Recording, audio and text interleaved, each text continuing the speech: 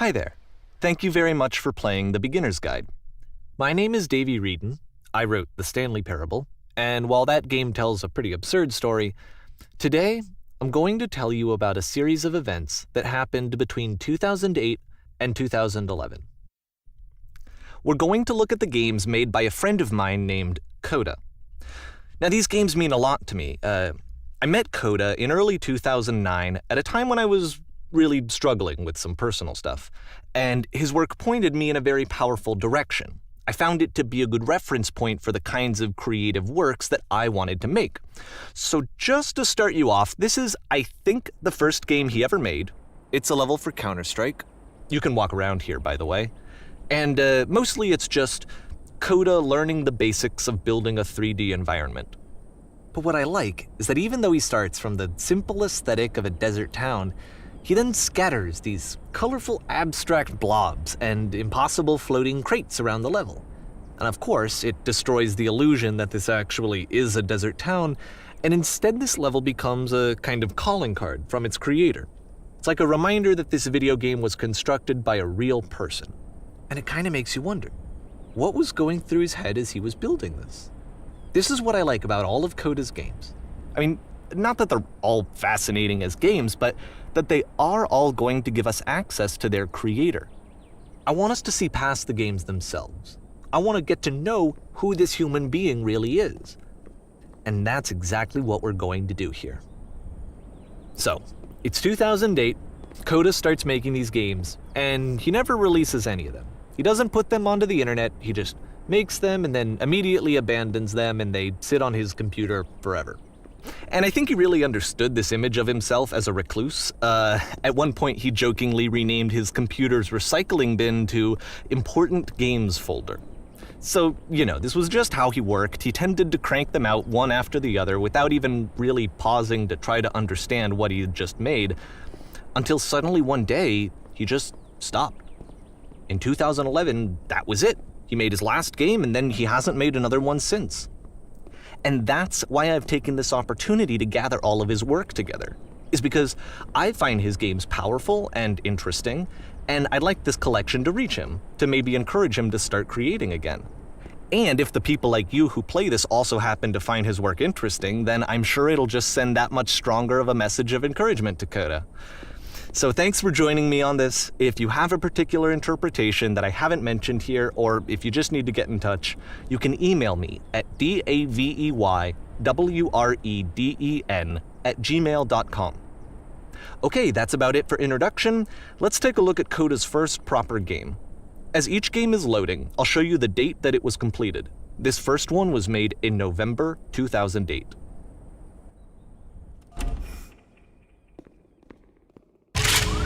Warning. Whisper machine active. Shift to structure imminent. This game is called Escape from Whisper, and it's one of the more generic games you'll see from Coda.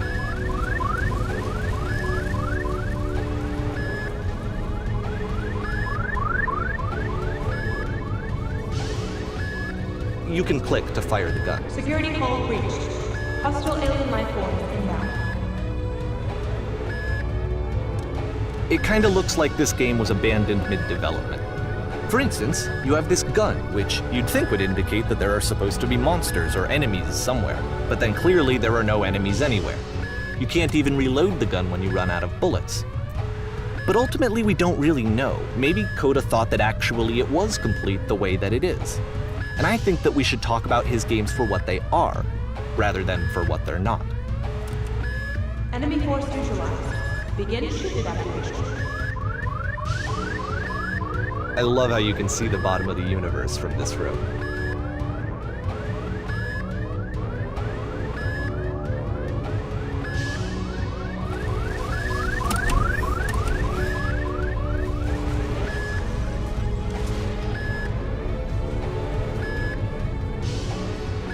Apparently this space station has a labyrinth on it. Sure, I don't know. There's really no reason for it that I've ever been able to discern, so in the interest of time, I'm just gonna skip you on past it.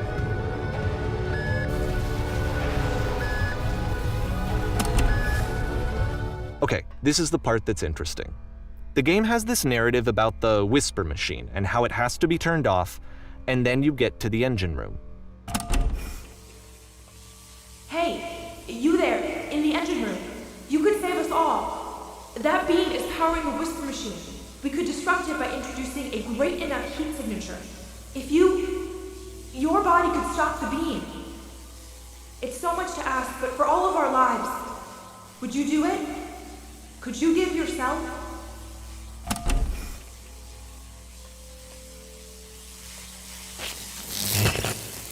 Let me pause here for a second. What you just experienced, stepping into the beam and then dying, is probably what Coda had initially intended when he was developing this level. But when he first compiles and plays it, something goes wrong. There's a bug somewhere. And this is what happens instead.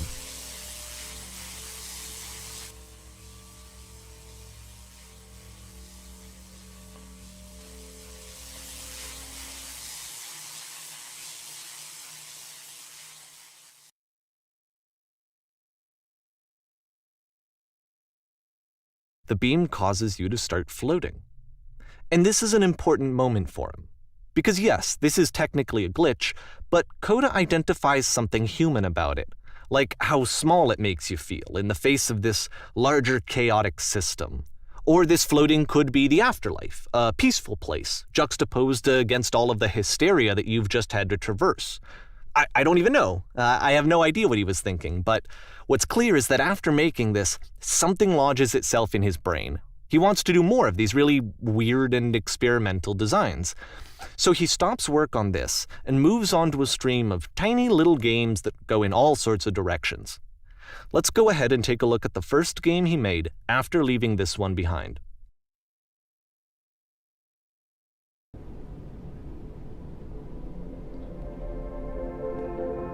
Yep, in this game you can only walk backwards.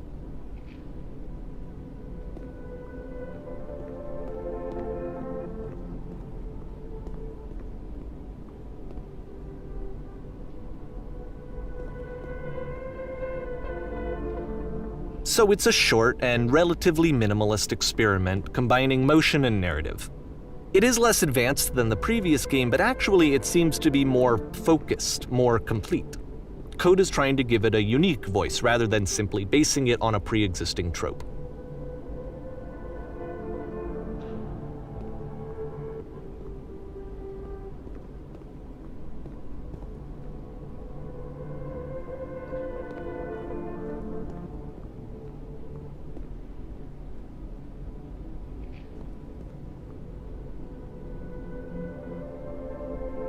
It's a short little thought, it says what it wants to say, and then it ends. Didn't need anything more than that. Which to me is why it works, because it gets out quick. Okay, next one.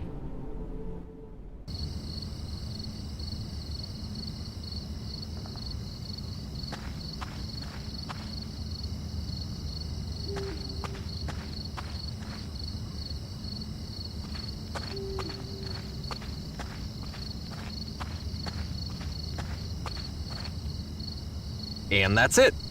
Okay, the meaning of this game won't be clear just yet. Please be patient with me for a few more games and I promise you'll see what makes it interesting. Oftentimes, Coda would put bizarre titles like this one at the start of his games. I wish I'd known him at the time that he was making these early games. He would really only talk to me about his work as he was making it. Once he stopped work on a game, that was it. It was dead to him. And I don't agree with that at all, but what are you gonna do?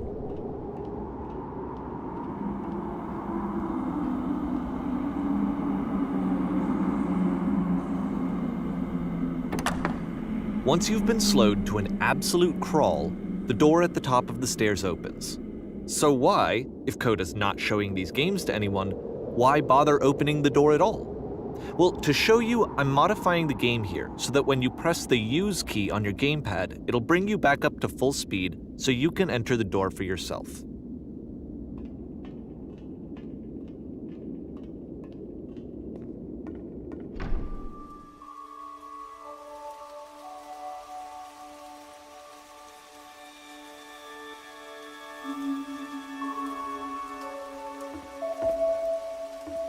A room that's warm and nice and filled with little ideas for games.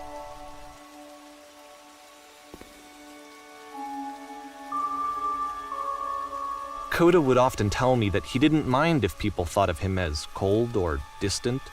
He said that he knew that he was actually a vibrant and compassionate person, but that it takes time to really see that. It can be a very slow climb to get there.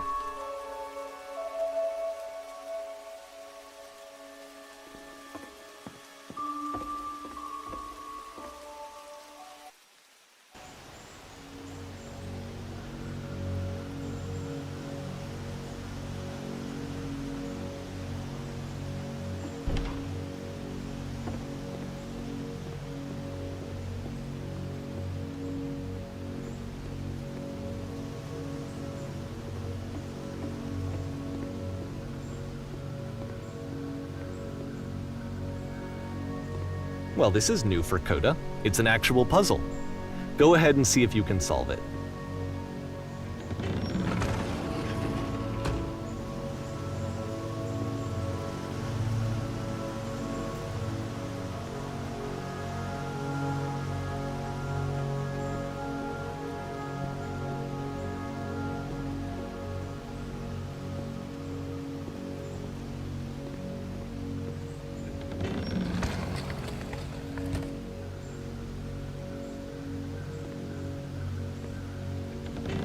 Don't forget that solution, because we're going to see this puzzle again soon. We're going to see it a lot.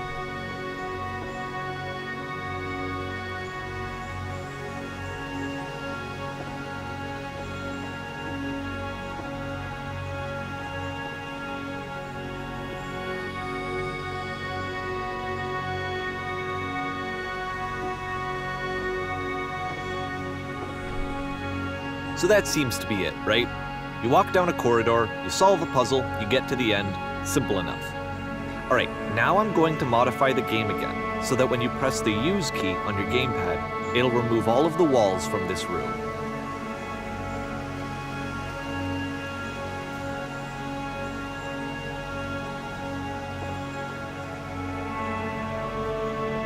How about that? There was more to it than we had any way of knowing.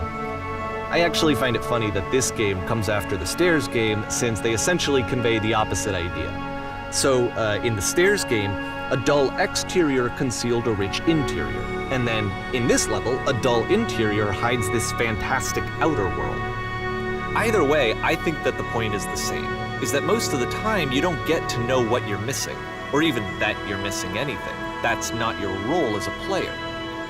So if your role here is not to understand, then what is it?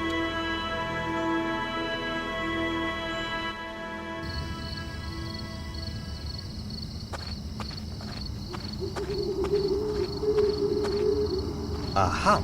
So, this, combined with the entering game from earlier, tells us that Coda believes his games are connected somehow. It could even be that the Stairs game and the puzzle game are literally connected in between this and the entering game. There's a bigger picture that all of his games are meant to play a role in, some larger meaning that we won't be able to grasp until we've seen all of them. And once we have, we can step back and start to understand what exactly that bigger picture is.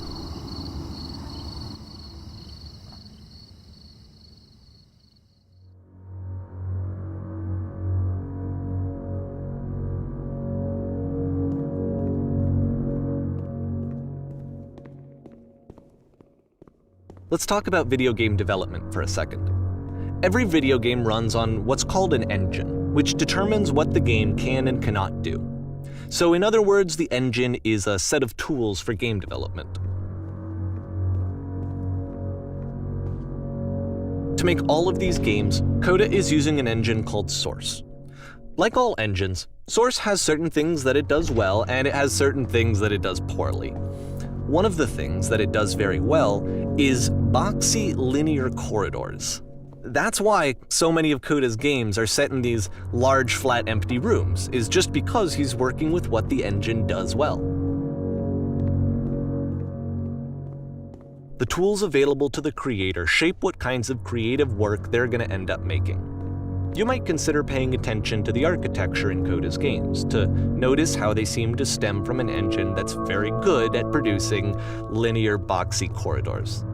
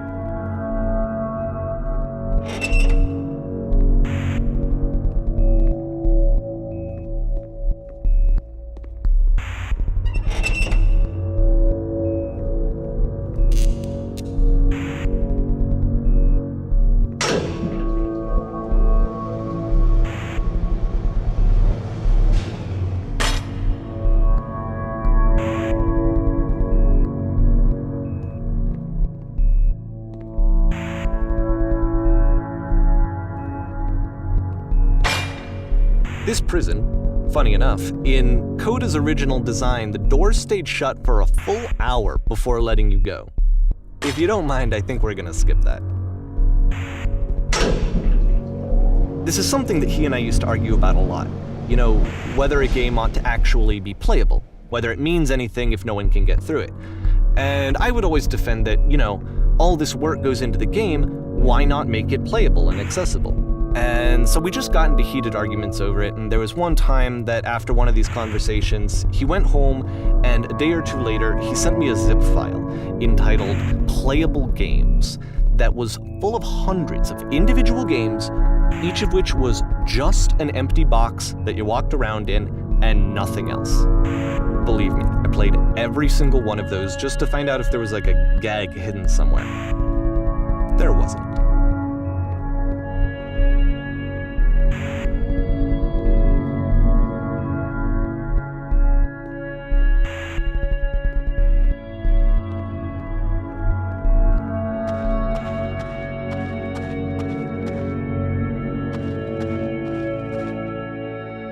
It's the puzzle again, with the exact same solution as the last time.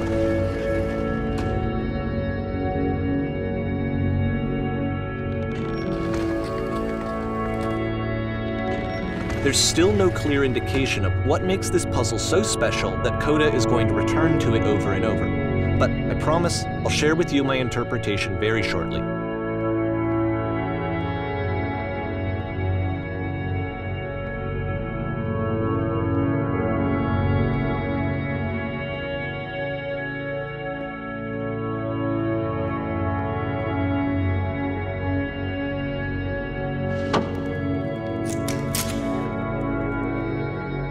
Here, Coda begins using a kind of dialogue system that he fashioned out of the engine's chat capabilities.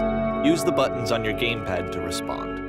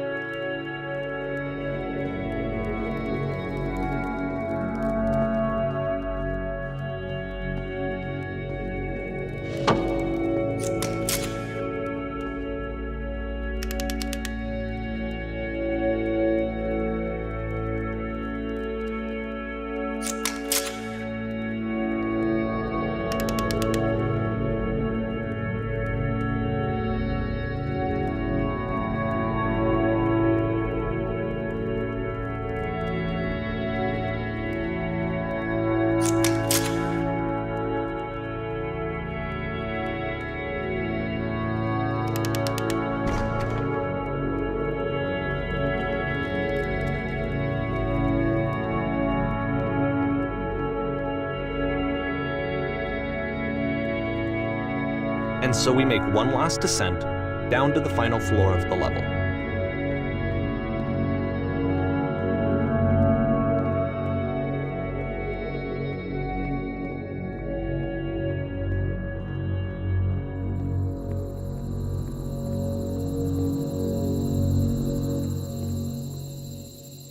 It's a lamppost.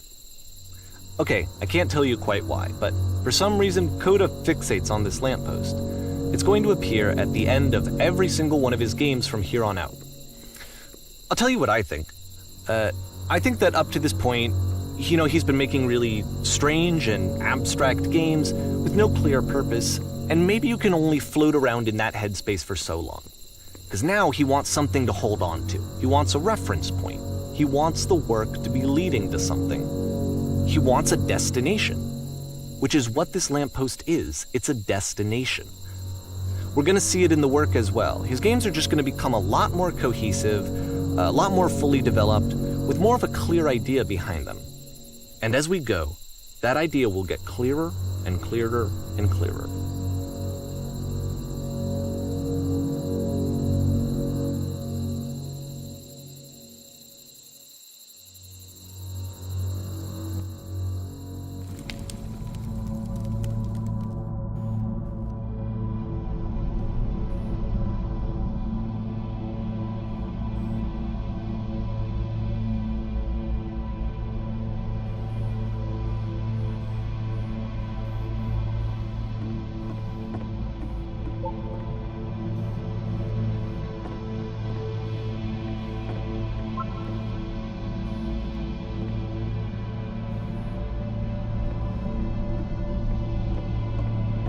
So first off, I'm sure you can deduce this, but this game is not connected to the internet. All of the notes that you're gonna see have been written by Coda. This was actually the first game of his that I ever played. This was shortly after I met him at a weekend game jam in Sacramento, where I grew up. I saw him working on this very level, and it was just so different from anything that anyone else was doing. So right away I was like, I have to be friends with this person. In retrospect, I think I was probably a bit too pushy, trying to get his attention. I was over-enthusiastic. But he was very gracious about it and very patient with me. And I cooled off eventually. Oh, feel free to skip over any of these notes if they're not doing anything for you. Nothing extra is going to happen if you read all of them. Either way, to me they convey a sense of loneliness. I see this person who's filled with thoughts and feelings and beliefs and has no way to express them except as scattered and unheard voices in a game that wasn't meant to be played.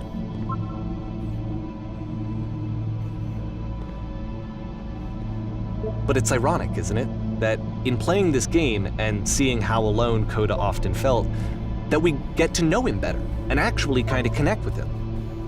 And I have to be honest with you, this idea is really seductive to me. That I could just play someone's game and see the voices in their head and get to know them better and have to do less of the messy in-person socializing.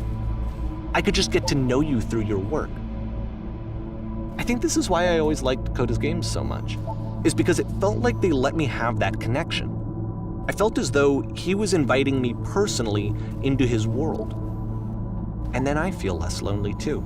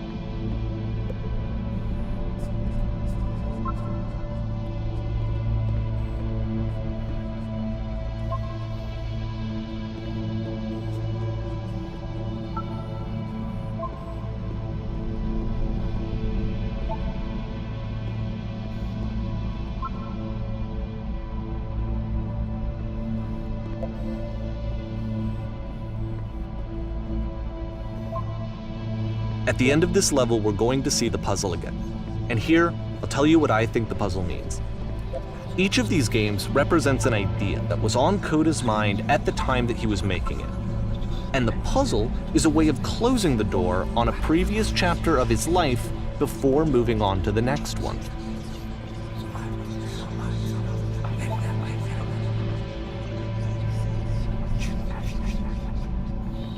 In each of his games, after exploring a theme that, he might find difficult, Coda can then place this puzzle that he knows has a reliable solution, he understands exactly how it works, and so it gives him a simple mechanism for moving on.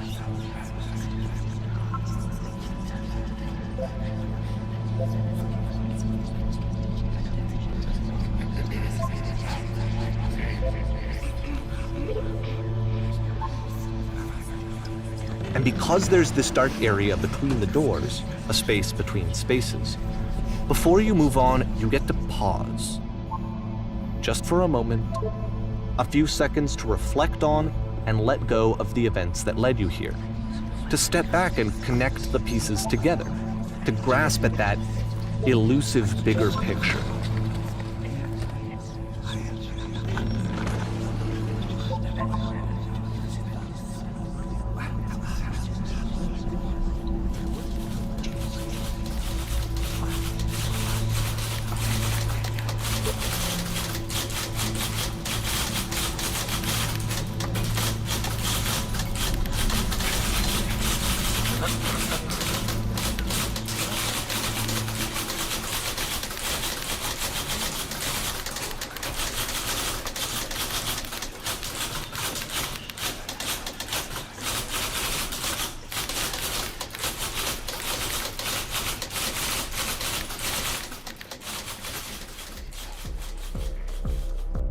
Okay, this one is tough. It's gonna kind of just spin its own wheels for a few minutes. Hang with it.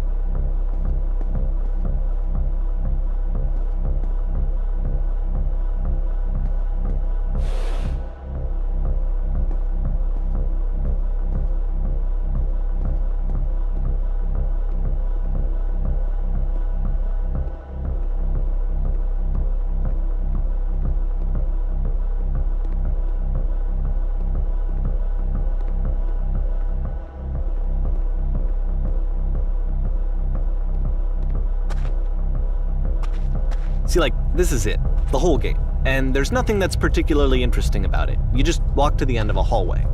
Except, for some reason, Coda gets really fixated on this prison that has all of this modern furniture. And I don't know why, but he decides he needs to revisit this prison. He's gonna start over, use the same assets, turn it into something else. Okay, cool, here's version 2.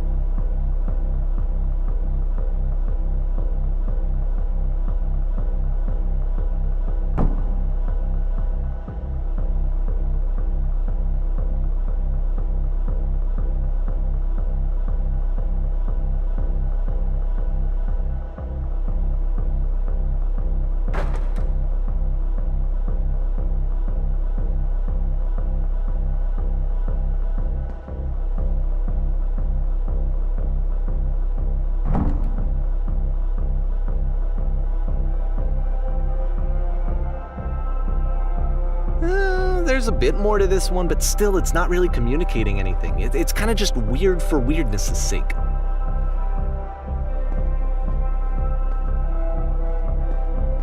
So okay, he throws it out and starts over.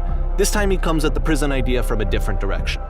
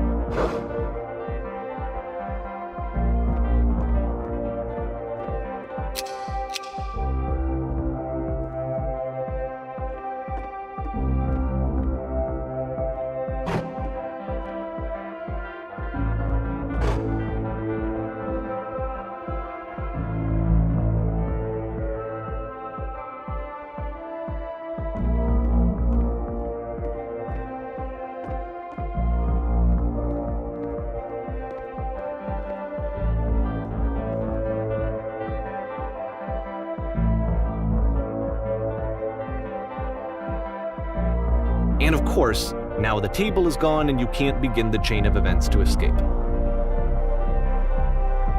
Here's a version where there are no bars, but you can't actually get to the well. And then a version where the inside of the prison is the outside and the outside is the inside. Let me just blink you real quick through a few more of these. I mean, he really unloaded on this prison idea. There's nearly a dozen of them. Personally, I think it's awful to watch this, to see a person basically unraveling through their work. And for what? Like, at what point do you just go, maybe there are game ideas other than this prison that I could be working on? But Coda doesn't have that voice telling you to stop, that particular mechanism of defense against yourself. Without it, you just spiral. And so he keeps going and going and going and going and going, and then he hits on something. And he likes it. And that's it. He's done. He stops making prisons. This is the very last version of the prison game that he created, and the reason I think it works is that the prison is not actually in it.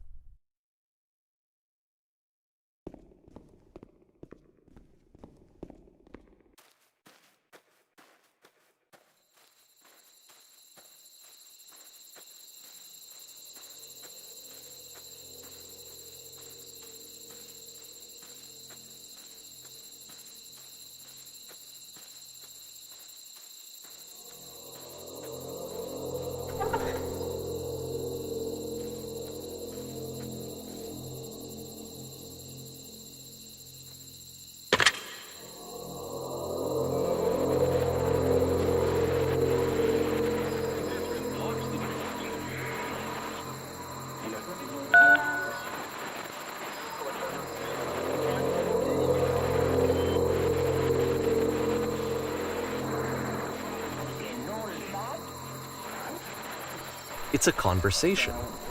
And so this is what Coda wants, is to be able to talk to someone, to share what's on his mind, and to get some good advice from someone who knows.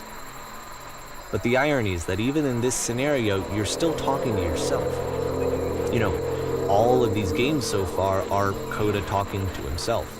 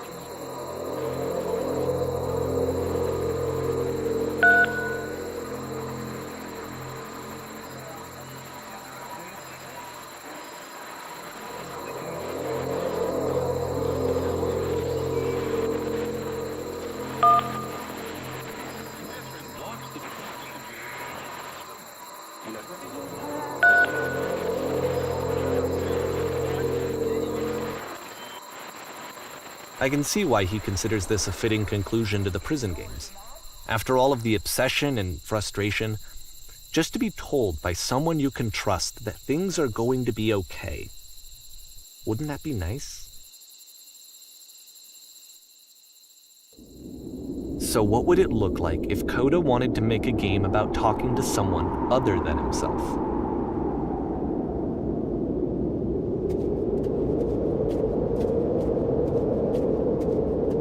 To me, this environment is meant to represent Coda's puzzle, with the two doors on either side and a dark transitional space between.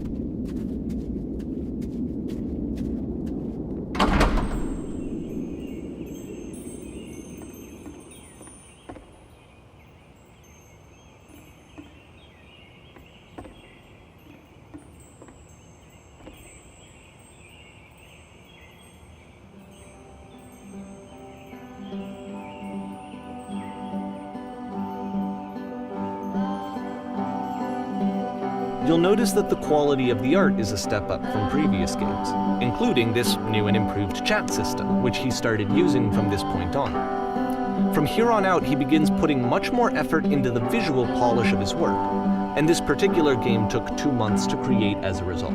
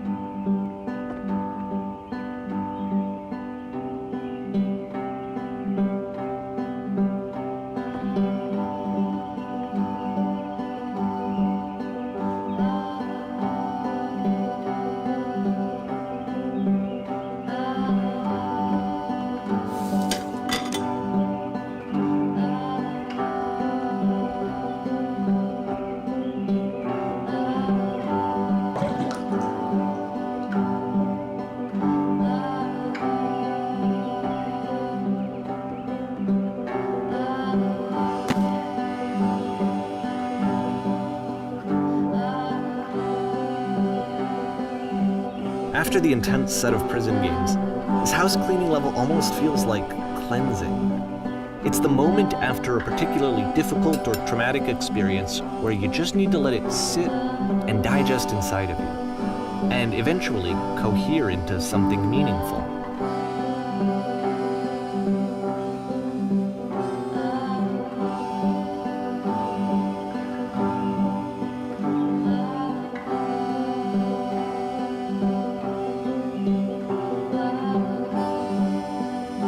I know that Coda really liked this game. Of all of his work, actually, this was the only one that he called me up to ask me to come over and look at it. This was during a period of a few months where he was like grossly happy all the time, just walked around with a constant smile on his face.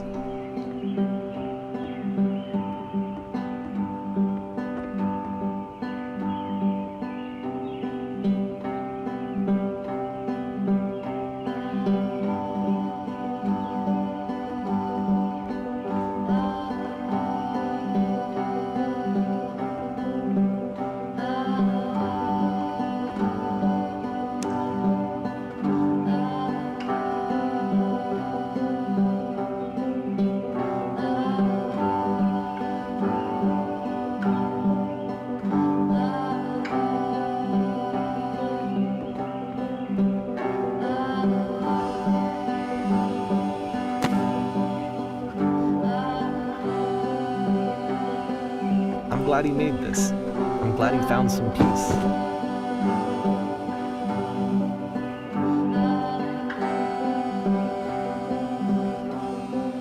But, of course, it can't last.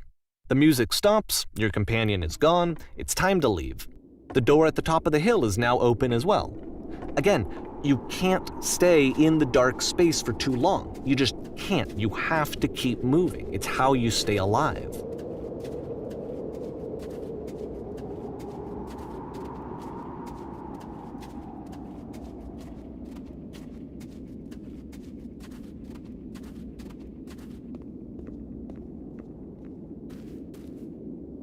Which is the whole point of the puzzle doors, right? That sooner or later you have to pick up and move. I really thought that was the point of it.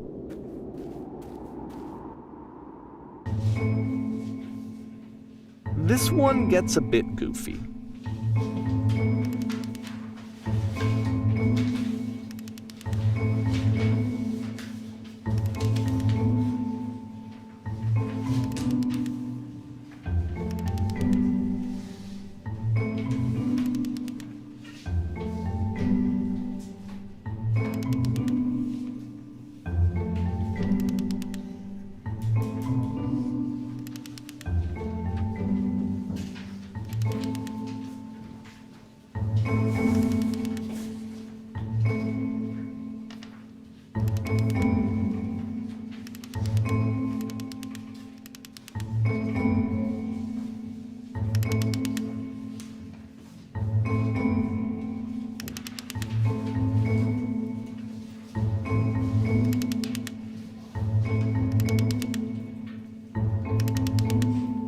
About halfway through the game, the perspective shifts.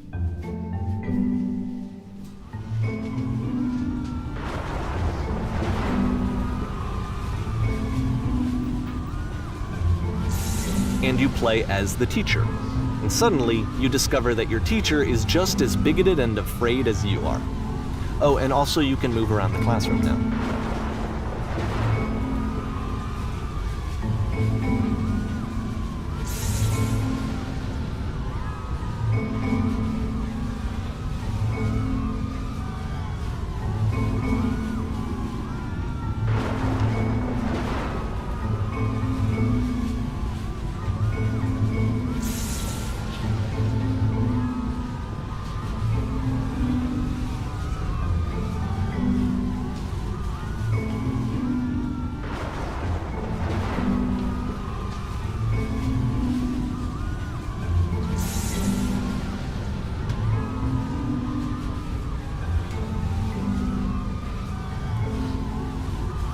I fell pretty hard for this one. I feel like it's one of the most relatable experiences that you can have. To assume that some other person is perfect, and totally fulfilled in every way, and completely miss all of the little flaws that make them painfully human. I think about this game a lot these days.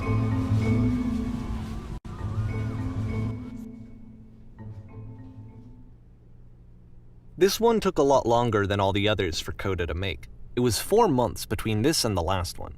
That's twice as long as it took him to make any other game before this, and it's not like it's particularly complex, so I remember I found that a little strange at the time.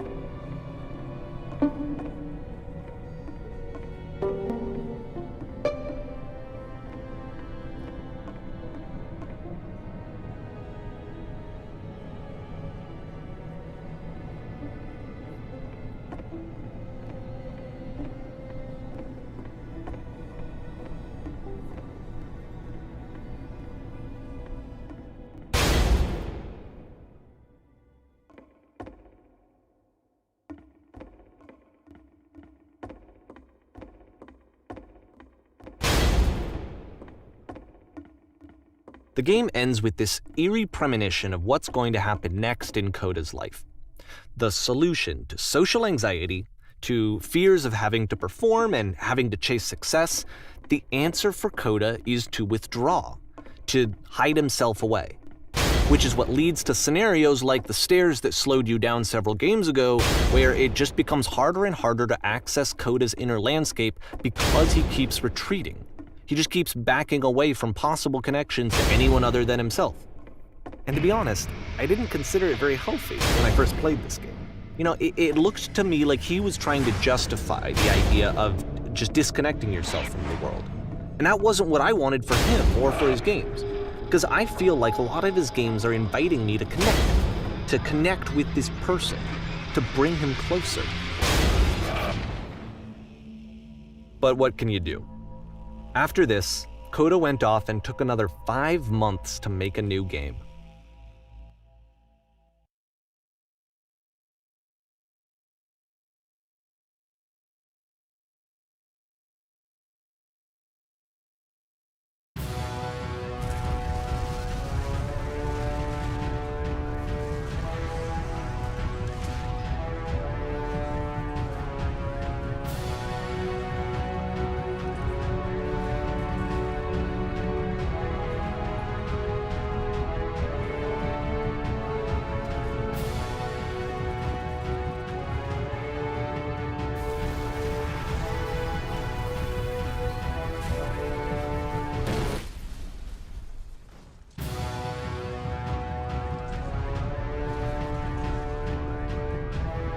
You should probably open your eyes if you haven't already. It's pretty much impossible to solve otherwise. And there is a solution, by the way.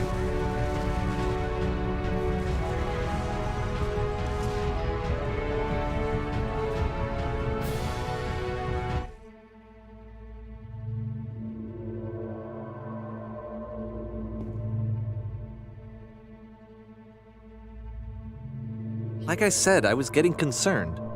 First off, he's never been this explicit in his work about exactly what he's thinking. So where's that coming from? But then even weirder, his work has potentially stopped being an outlet for him. Not like he's having trouble iterating on ideas, but he literally just can't think of new ideas anymore. And in person, he was being a lot more distant than usual. Like, you know how sometimes a person will just deflect anything that you say in order to keep themselves disconnected all the time? It was that kind of thing. Here was the point in my relationship with Coda where I really started to wonder if he needed my help in some way.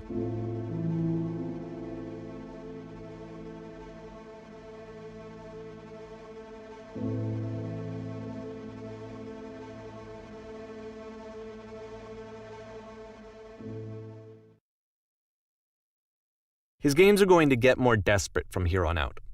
After this game, it's almost 6 months before he finishes something new.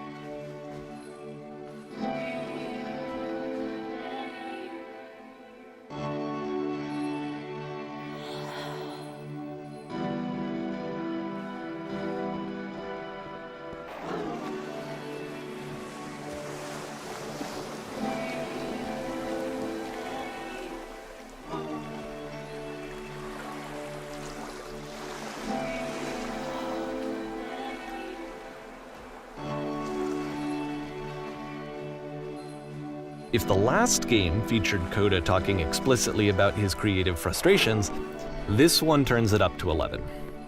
Now, put yourself in my shoes playing this. Here's a friend whose work is exhibiting signs of struggle, frustration, anxiety, depression, even. And yet, still, he keeps making games. He keeps throwing himself into the grinder even when he clearly doesn't have the energy for it anymore. Why? What is it for? Because from my perspective at the time and just what I knew of him, this was a result of how isolated he was. He was in his own little bubble, just sitting at his computer all day, not really showing these games to anyone, not releasing them onto the internet.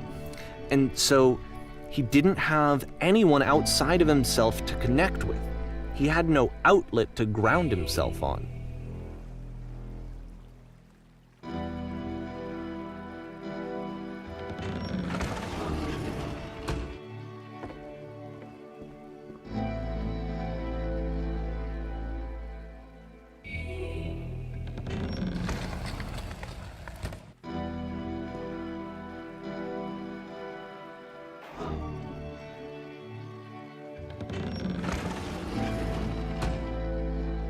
You can't talk yourself out of loneliness.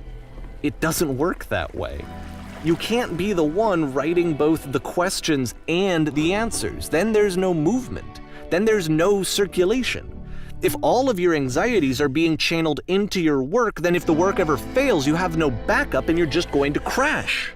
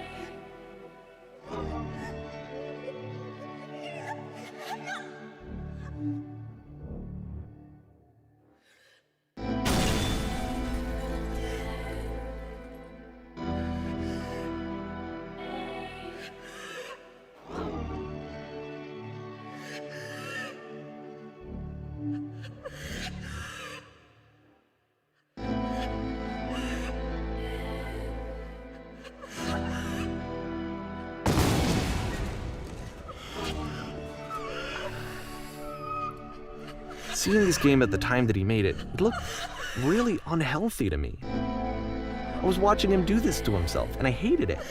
I hated seeing him so trapped. It's like, video games are not worth this amount of suffering. This is someone I really cared about. And I used to get so much joy out of seeing him create. For him to suddenly become angry and frustrated like this, it was the worst thing for me.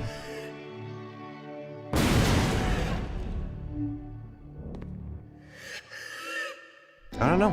This is what I felt at the time. I don't know how else to explain it. I wanted it to stop more than anything. I had never felt so rotten. I needed more than I had ever needed anything for this to stop. But it didn't stop. After finishing this one, Coda takes another 7 months and comes up with a new game.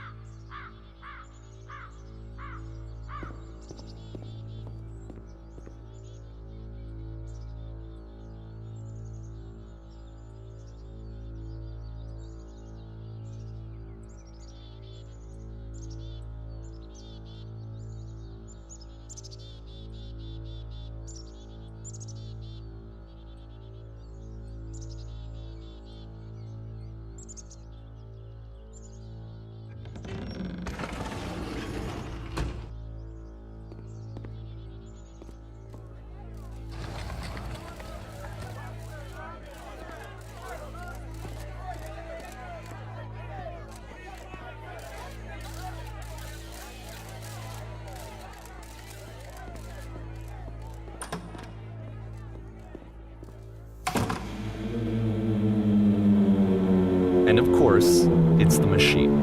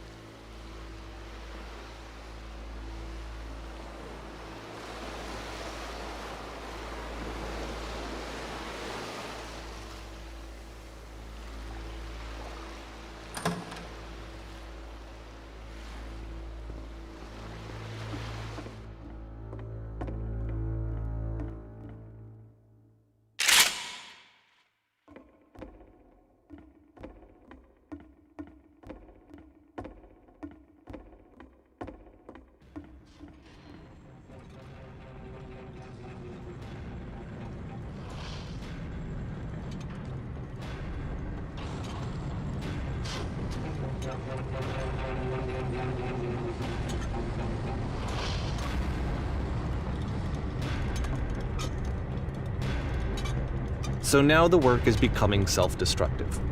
And I'll tell you, at the time that I first played this game, shortly after he made it, here's what I'm thinking to myself. I'm thinking that code is stuck in his own head, and that it's having a very negative effect on him, and that all he needs to do is just start showing his work to people, to get some actual feedback on his games. It might get him out of isolation. And so, as I'm thinking this, I realize that I could be the one to initiate it.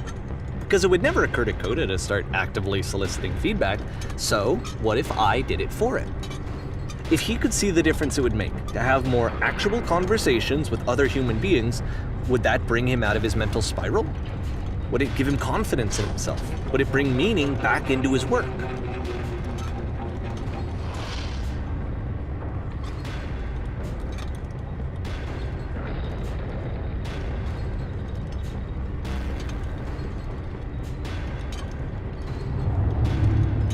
So I started showing Coda's work to people. I took this one, and the islands which you just played, the theater, the notes, the house cleaning game, and some of the prison escape games. I brought them to people that I knew and trusted. I asked their opinions. And the great part is that they really loved his games.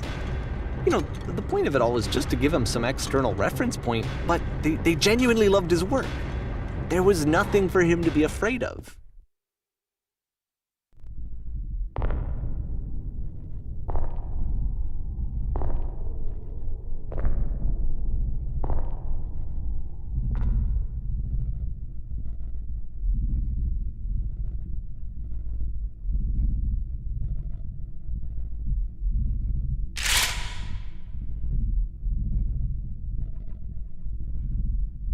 Can you see why I felt like this was the right thing to do?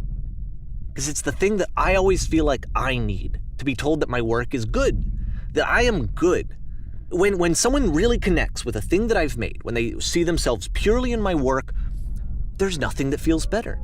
And I got to give that very same feeling to my friend. I did something, I really felt like I'd done something good, like I was a good person. I felt like there was a friend who was in trouble and was unhappy and maybe didn't like themselves, and I could fix it. If I could give him this gift, maybe I could fix the problem. When they told me how much they enjoyed his games, it was the best feeling. It was the absolute best feeling.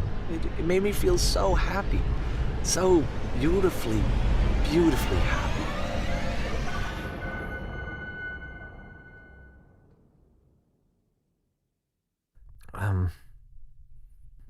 So anyway, Coda finishes this game, and then really he just kind of takes off for a while. So this is June of 2011, and I didn't hear anything from him for several weeks, I guess. And so out of nowhere, one day I get an email, and it's got a private link to a new game of Coda's. This one is called The Tower, and to my knowledge, it's the last game that Coda ever made. So let's take a look.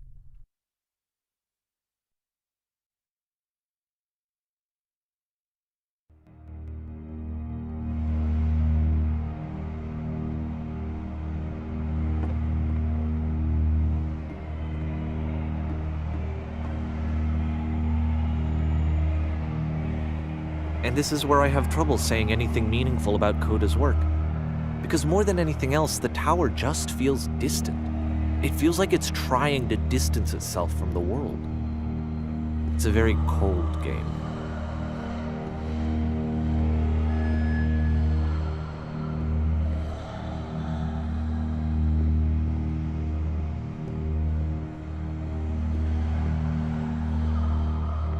This room actually has a maze in it. Except that all the walls of the maze are invisible.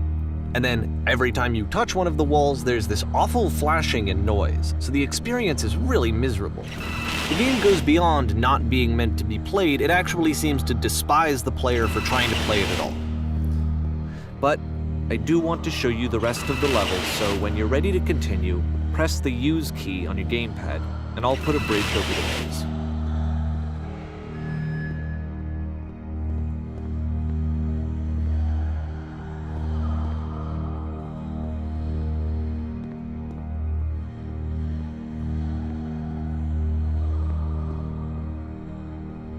And to be fair, it's not like this is the first game that's needed some modification to be playable. Like the house cleaning game.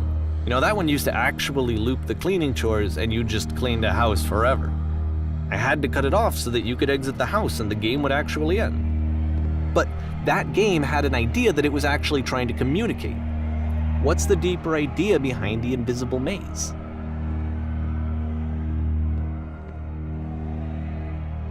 The only way past this challenge is to randomly guess the 6-digit code. Like the invisible maze, it's frustrating to me, because it's the opposite of everything else that Coda has made. It doesn't encourage thought or engagement. It doesn't ask anything of me, except a lot of my time. If I could have reached him during this time, then maybe I could have asked him, but I couldn't. I still don't really understand why this is here. I'll put the code on the ground for you here, though, so that we can move on.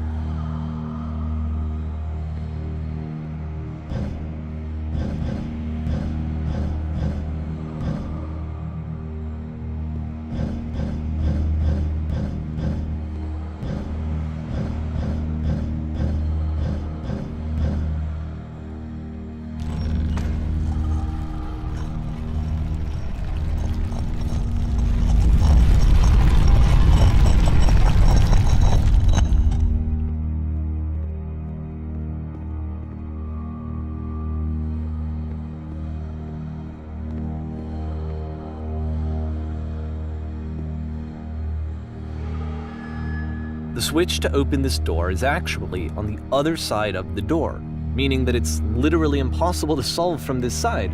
So even if you somehow brute forced your way through the first 2 challenges and you got to this point, there's actually just no way to progress.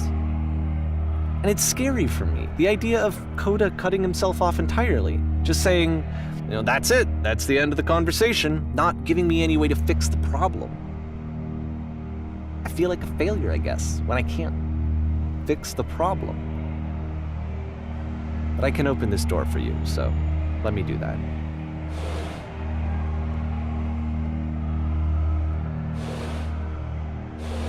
Was I a failure for not understanding this game?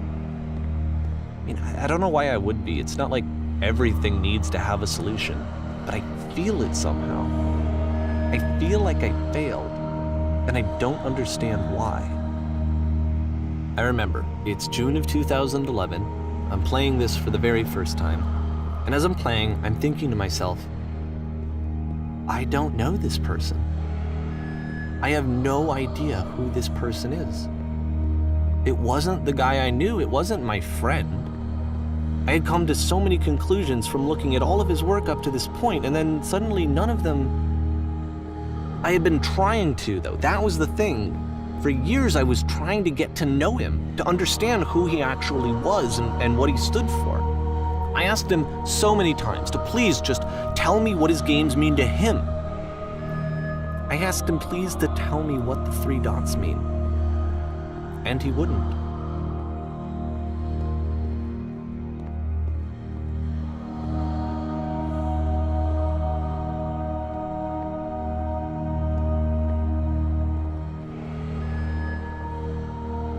I just felt so strongly that if I could have connected with him, that if I could have somehow made his work my own, that I would finally be once and for all happy. It was that I needed to see myself in someone else. I needed to be someone other than me. But he stopped and left, and it felt somehow like I had failed.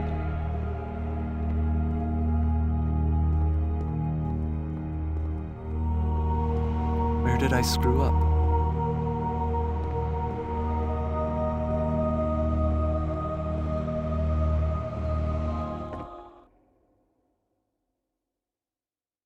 I'm the reason that you stopped making games, aren't I?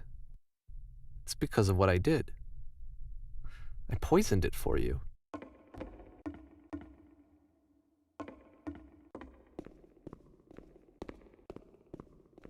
I don't think I ever told you this, but when I took your work and I was showing it to people, it actually felt...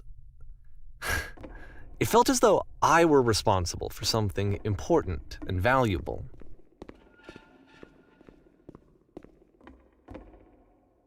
And the people who played them, they treated me like I was important.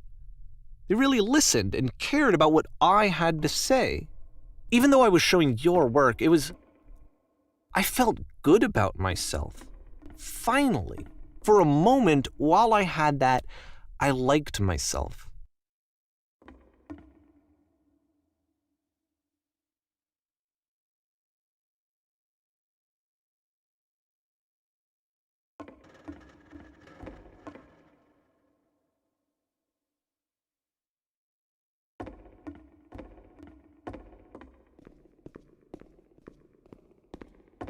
And then you stopped, and I didn't have anything left to show people.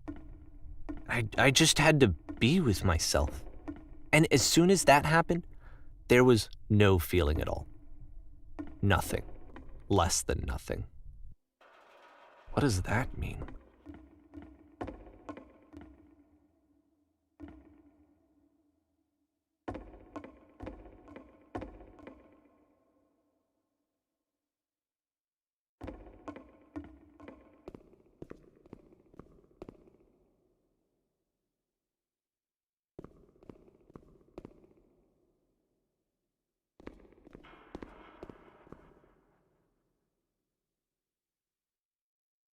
I'm afraid that I did something really stupid because I don't like myself.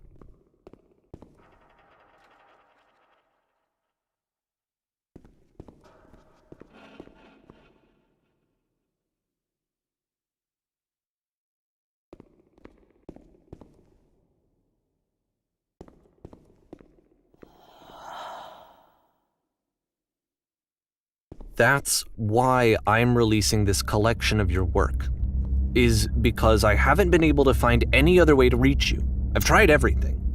And so a part of me has hope that if I put this compilation out into the world, and if I put my name on it, that maybe enough people will play it so that it'll find its way to you, so that I can tell you that I'm sorry. I know I screwed up. If I apologize to you truly and deeply, will you start making games again? Please, I need to feel okay with myself again. And I always felt okay as long as I had your work to see myself in. I mean, is something wrong with me? Because I know that I did an awful thing, and I'm doing it again right now. Like, I'm showing people your work, but I can't stop myself from doing it. That's how badly I need to feel something again, like I'm an addict. There has to be something wrong with me. Can I apologize? What if I tell you I was wrong? Will that work? Will that fix it? I don't know. I don't think it will, but there's nothing else that I can do. Just tell me what you want. I'm sorry. I'm sorry.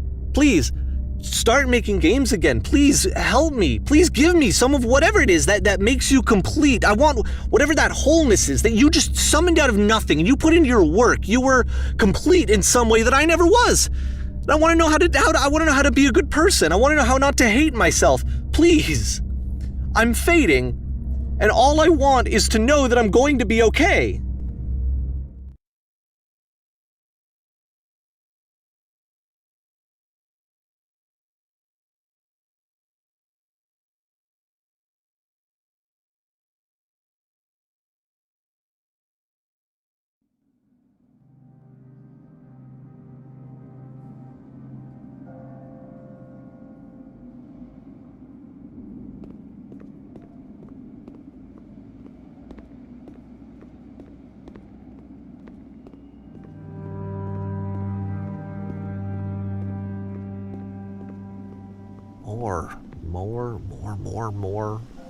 More love, more praise, more people telling me that I'm good. Always more. It's like a disease.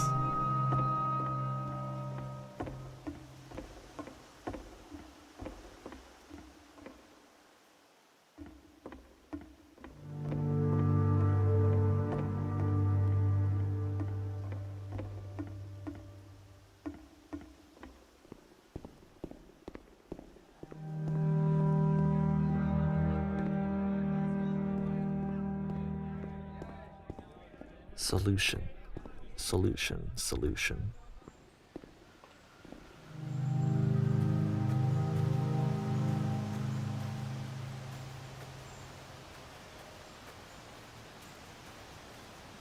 I guess if someone had told me ahead of time that he just really enjoyed making prison games, maybe I wouldn't have thought he was so desperate.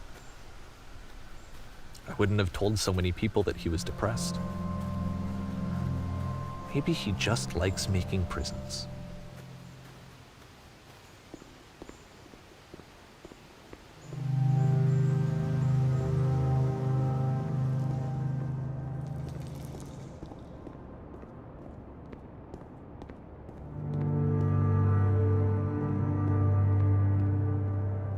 Even now, the disease is telling me to stop. Don't show people what a shitty person you are. They'll hate you.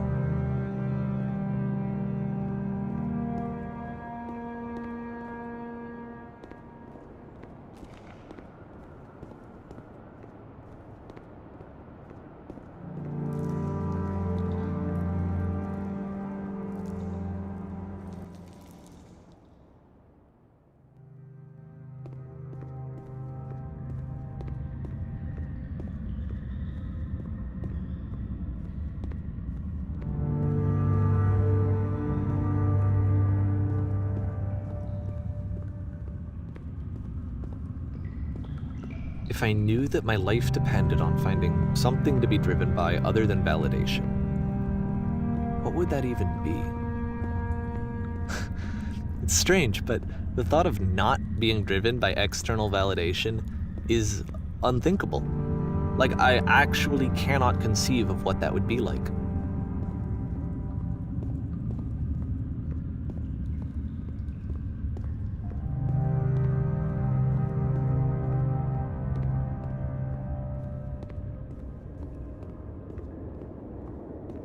What now?